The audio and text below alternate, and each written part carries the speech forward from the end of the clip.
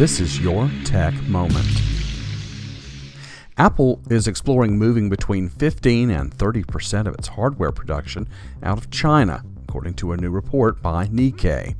The company reportedly has a growing team looking into moving production and has asked key manufacturing partners like Foxconn, Pegatron, and Wistron to evaluate the available options.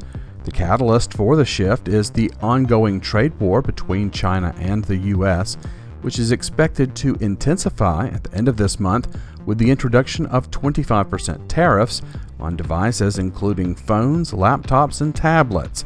However, Apple reportedly wants to shift production regardless of whether the trade dispute gets resolved. Around 5 million Chinese jobs are thought to rely on Apple's manufacturing in the country, and Apple employs around 10,000 people directly in China. It's unclear how many of these jobs would be impacted by losing 15 to 30% of production. Apple is not reported to have set a deadline for when suppliers need to respond with plans for where to shift production. The company did not immediately respond to a request for comment. You can read more about this story today from The Verge. Nobody is talking about the factory conditions of these workers at Foxconn plants, or that near slave wages are paid by these companies, really just sock puppets of China. Americans need to be aware of the human toll that technology has taken at home and abroad. Casey Newton has a lengthy expose today. Facebook moderators break their NDAs to expose desperate working conditions. This article goes into great detail about how working conditions at moderation contractors have turned the idea of working for a tech giant like Facebook into a nightmare. One worker, Sean Spiegel, speaks of relentless exposure to online violence at the contractor.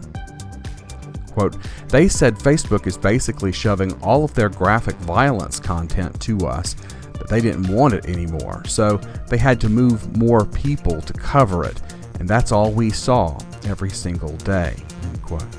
Spiegel vividly recalls the first video he saw in his new assignment.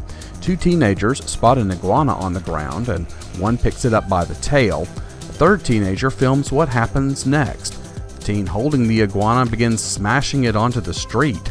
Quote, "They beat the living shit out of this thing," Spiegel told me as tears welled up in his eyes.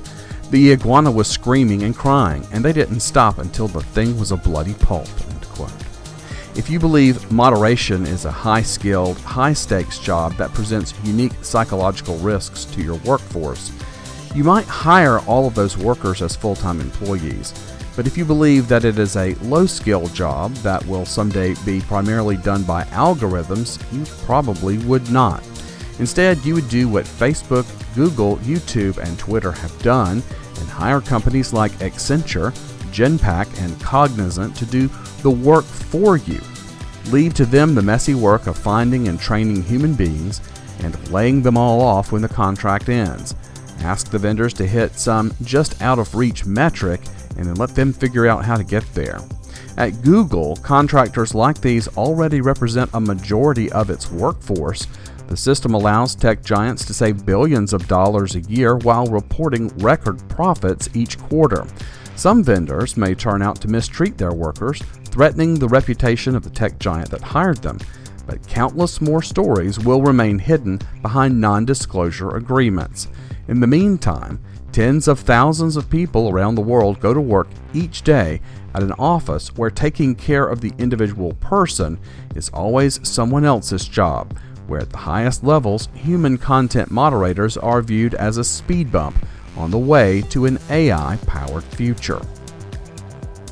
I read last year this work was done in India under the cover of artificial intelligence training, but now appear to be stateside.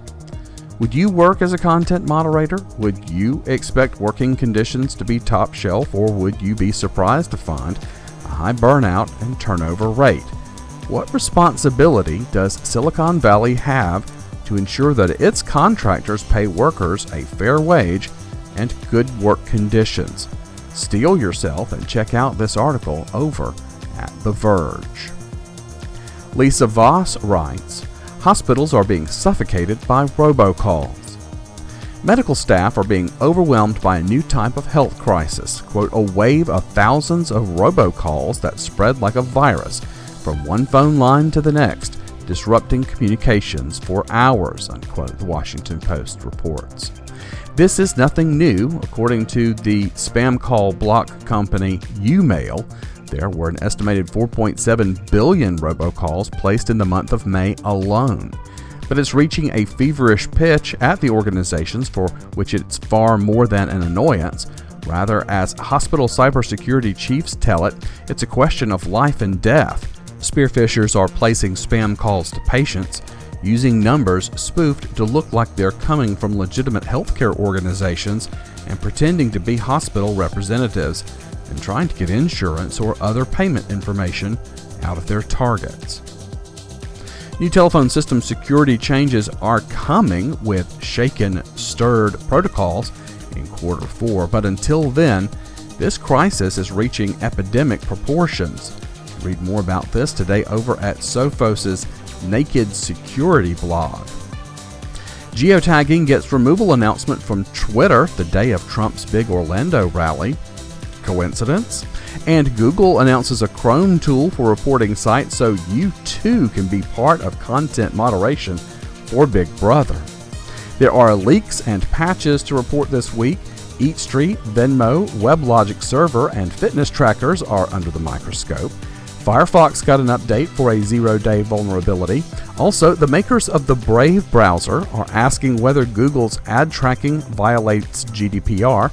And if you use your birthday as your PIN, hackers have your number. Politics may be married to technology and big media, but sometimes individuals can make a difference. Get the Dirty Deeds Playbook today for just $2.99 on Kindle or for a few dollars more in paperback. This satirical field manual uses fools and fanatics to sow chaos in American elections. Tools and techniques, observations and deception I've seen in the American election process over these past few years. Support this news aggregation service by checking out my website at yourtechmoment.com today. Links there will show you all the places you can listen or watch the free podcast and get links to today's articles. Also, find out about my other projects, subscribe to my newsletter and alerts, or buy books, advertise, and support this project with some merchandise purchases. Have a great day.